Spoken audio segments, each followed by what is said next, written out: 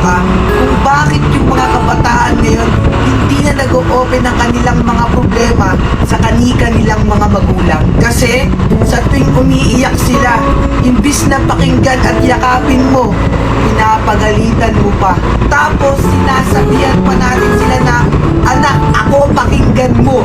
Ito ang pangarap ko para sa'yo. Buti pa si kapitbahay, ganyan. Buti pa si pinsan ko, ganito. Buti pa si kapatid mo, ayos na. Bakit di mo sila gayahin? Pasensya at paumanin na po sa mga magulang dyan na mahilig mangumpara. Bawas-bawasan na po sana. Kasi hindi po yun nakakatulong. Bagkus nakakababa pa po yun ang confidence ng mga anak nyo.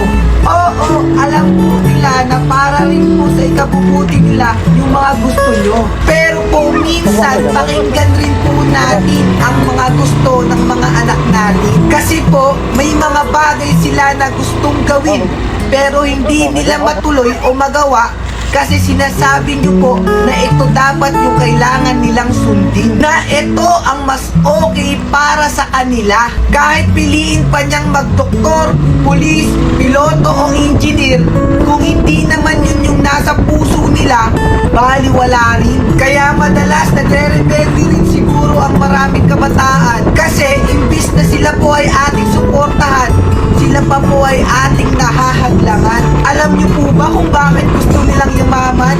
Kasi gusto po nilang makatulong o makabawi sa lahat ng paghihirap niyo. Real talk lang po, hindi po lahat ng gusto ng magulang ay nakakatulong para sa anak. Kasi po, minsan, iyon pa po yung nagiging mitya ng paglayo ng loob nila para sa inyo. Kaya madalas ay hindi sila nagsasabi ng kanilang mga problema. Kasi imbis na makinig tayo at magpayo ng maayos, ay pinapagalitan pa natin sila.